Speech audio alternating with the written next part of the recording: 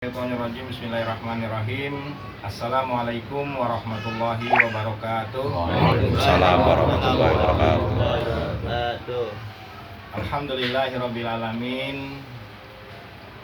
Asyhadu an la ilaha illallah wa asyhadu anna Muhammadar Rasulullah. Allahumma shalli wa sallim ala sayyidina wa habibina wa syafi'ina wa maulana Muhammadin wa ala alihi wa sahbihi wa mawala amma ba'd. Qala Allah Ta'ala fil kitabil karim, a'udzu billahi minasyaitonir rajim. Bismillahirrahmanirrahim. Ya ayyuhallazina amanu taqullaha wabtaghu ilaihil wasilah wajahidu fi sabilihi la'allakum tuflihun. Qala Rasulullah sallallahu alaihi wasallam, ad-du'a mukhul ibadah. Shadaqallah wa shadaqa Rasul. Allahumma arhamna bil Qur'an. Sahabat-sahabat yang dirahmati oleh Allah Subhanahu wa taala, puji dan syukur sama-sama kita panjatkan kehadirat Allah Subhanahu wa taala pada malam hari ini. Ternyata Allah izinkan kita untuk sama-sama bersilaturahmi, yang digerakkan hati saya ingin bersilaturahmi dengan keluarga besar guru saya, Buncum atau Nyi Kulsum. Nah, itu tergerak hati ingin menyambung tali doa kepada beliau, sebab ketika seseorang sudah terputus dengan dunia, yang bisa menyambung cuma tali doa, salah satunya seperti. Mudah-mudahan dengan niat yang baik ini kiranya diijabah oleh Allah Subhanahu wa taala. Mudah-mudahan nanti seluruh para cucu-cucunya, anak-anaknya atau keluarga besarnya mendapatkan rahmat, berkah, kebaikan dari Allah Subhanahu wa taala. Salam dan salawat juga senantiasa kita iringi, kita awali kepada Rasulullah sallallahu alaihi wasallam, kepada para keluarga dan juga kepada para sahabat-sahabatnya. Dengan salawat itulah salah satu hukum wasilah, hukum tawasul, di mana apa yang menjadi doa kita, apa yang menjadi maksud dan tujuan kita diterima, diijabah oleh Allah Subhanahu wa taala. Sahabat-sahabat yang dirahmati Allah Subhanahu wa taala, bil khusus daripada para anak dan cucu keluarga besar daripada yang saya sangat sayangi, sangat hormati, ya. Seperti orang tua saya, guru saya daripada Ibu Buncum. Tadi saya bacakan sebuah ayat yang untuk sejenak kita jadikan sebagai sebuah pelajaran bersama buat kita. Yang ayat itu menghubungkan dengan apa yang kita laksanakan pada hari ini, di mana temanya adalah kita sama-sama berdoa. Karena doa itu menghubungkan tali hubungan kita kepada mereka yang telah ada. Akan tetapi doa bukan hanya menghubungkan diri kita dengan mereka yang telah kembali, tapi doa juga menjadi senjata pamungkasnya daripada hamba-hamba yang beriman dalam menghadapi tugas kehidupannya di atas permukaan bumi ini.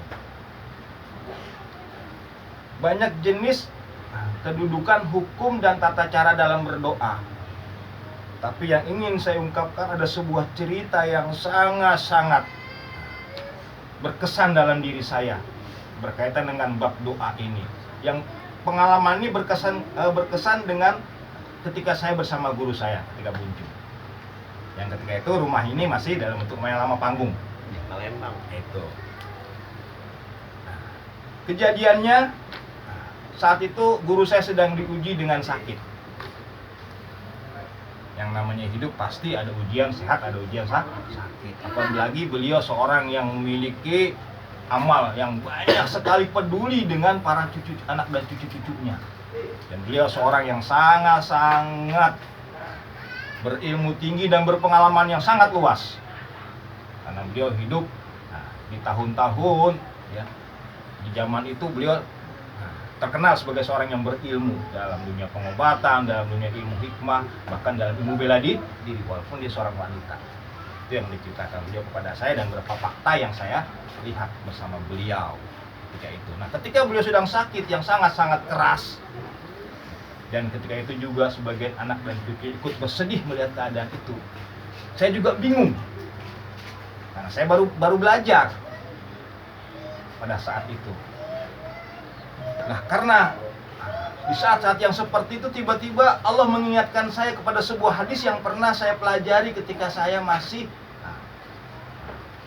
belajar di sekolah agama, yang tertera di dalam kitab Riyadhus Shalihin diriwayatkan Imam Bukhari tentang doa yang mustajab, doa yang tidak akan tertolak oleh Allah Subhanahu wa taala. Itu doa tawasul atau doa wasil. Kita terus ingat doa itu. Di mana di dalam hadis tersebut menjelaskan bahwa Nabi menceritakan kepada para sahabat ada 3 orang yang ketika dalam perjalanan terkurung dalam sebuah gua yang pintunya tertutup oleh batu yang jatuh dari atas. Yang mereka tidak bisa keluar dari dalam gua, yang kalau seandainya mereka tidak keluar berarti mereka dalam keadaan bahaya, maut mengintai. Kita kan dalam hadis ini singkatnya saja, kutipannya saja.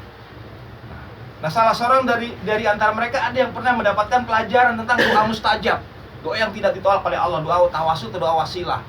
Yaitu doanya adalah kebaikan yang kita pernah lakukan yang itu memang karena Allah dan diterima oleh Allah, kita jadikan sebagai jaminan penebus daripada agar doa kita dikabulkan oleh Allah Subhanahu wa taala. Maka datanglah salah seorang menceritakan dia dulu punya orang tua yang begitu dia bakti kepada orang tuanya, yang dia bekerja ya.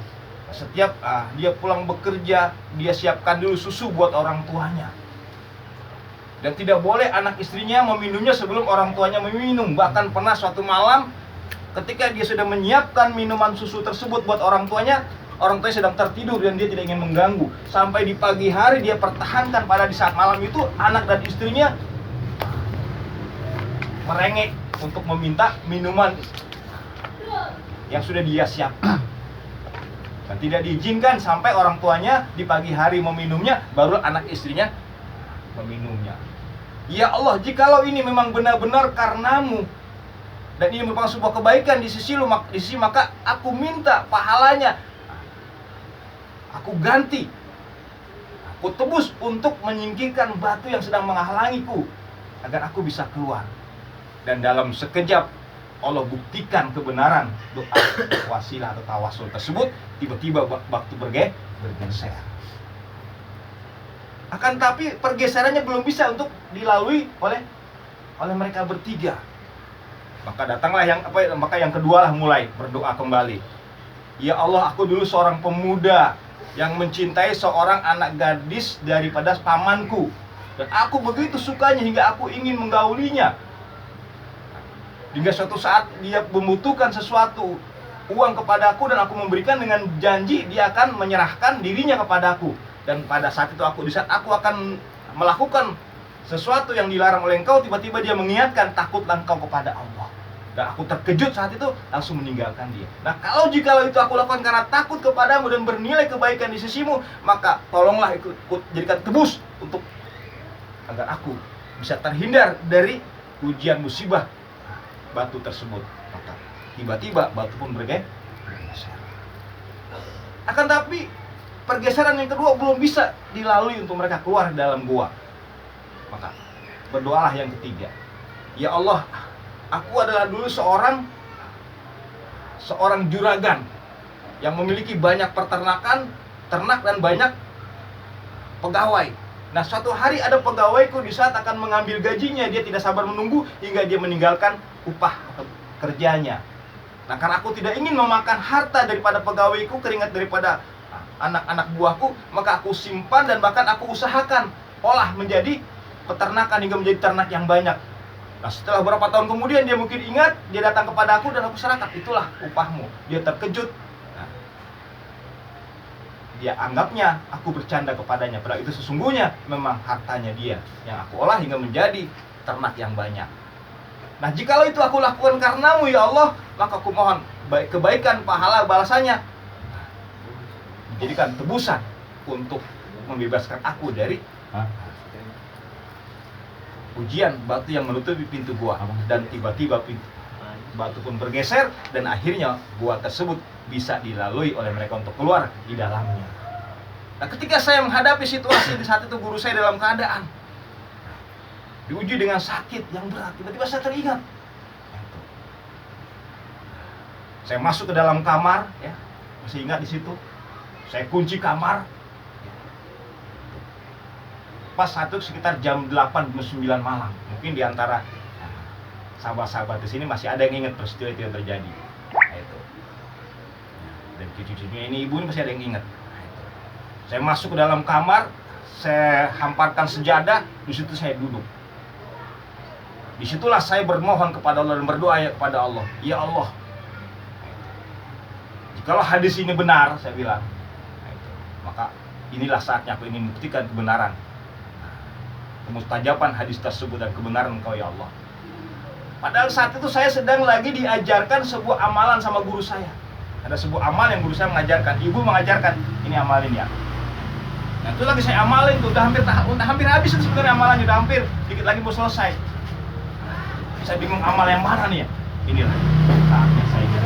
Ya Allah, jikalau amal ini benar, saya lakukan karena Allah yang memberikannya karena Allah, maka aku tidak ingin pahala dan kebaikan masukkan tujuan daripada amalan ini, ilmu ini. Yang aku inginkan, sembuhkan guruku, sembuhkan ibu. Di saat saya berdoa seperti itu, terjadilah angin besar pada saat malam itu. Saya masih ingat sampai sekarang peristiwa. Dan makanya doa tawasul bil wasilah itu ada sebuah doa yang saya jamin kebenarannya karena saya sudah mempraktekannya, menerapkannya, sudah membuktikan. Angin besar terjadi, angin dan hujan terjadi besar. Setelah selesai, saya berdoa terus, bermohon terus, berulang-ulang saya ungkapkan saat itu. Antara sadar di saat itu, antara dimensi sadar dan tidak sadar, saya terus berdoa. Angin besar, saya nggak peduli, bulat saat itu saya nggak peduli. Nah, setelah memang betul-betul udah tenang, baru saya keluar dan alhamdulillah keadaan ibu perlahan-lahan membaik. Dan alhamdulillah dia bisa hidup terus sampai beberapa tahun kemudian. Walaupun sekarang sudah tidak kembali karena memang umur beliau sudah sangat-sangat tua. Sampai 100 meninggal. Ada umur ibu. Kalau kata ibu sih 100 lebih 100 kurang ada lebih. kalau kata Manok hampir 100, kalau Iya. kata ibu 100 lebih. Kalau pilih saya 100 karena waktu itu dia pernah kasih tahu saya gitu. Nah baiklah nih sahabat-sahabat sekalian, itulah bukti daripada doa wasilah. Dan itu silakan dilihat di dalam kitab Radius Solid tentang bab-bab doa. Atau di kitab Bukhari dan kitab Bukhari. Nah sahabat-sahabat yang dirahmati Allah Subhanahu Wa Taala, nah itu tawasul yang paling mustajab. Tetapi ada lagi 2 tawasul yang diajarkan Nabi. Nah ini tawasul pengantar. Yang pertama tawasul kepada Rasulullah Shallallahu Alaihi Wasallam. Makanya dalam berdoa selalu memberikan doa atau memberikan salawat kepada Rasulullah Shallallahu Alaihi Wasallam, seperti itu. Jadi kita iringi dengan salawat. Yang kedua dengan Asmaul Husna, dengan nama-nama Allah Subhanahu Wa Taala. Tapi dari semua yang paling jitu, yang paling manjur, yang paling tajam mustajab yang sudah saya buktikan, doa tawasul dengan amal-amal kebaikan kita seperti itu. Kalau kita menghadapi situasi-situasi yang sulit, situasi-situasi yang sifatnya mendadak. Inilah yang mungkin bisa sampaikan, bisa dijadikan sebagai hikmah. Nah malam hari ini adalah kita bertawasul dalam bentuk doa-doa kepada Allah dan kepada Rasulullah SAW dan kebaikan-kebaikan hubungan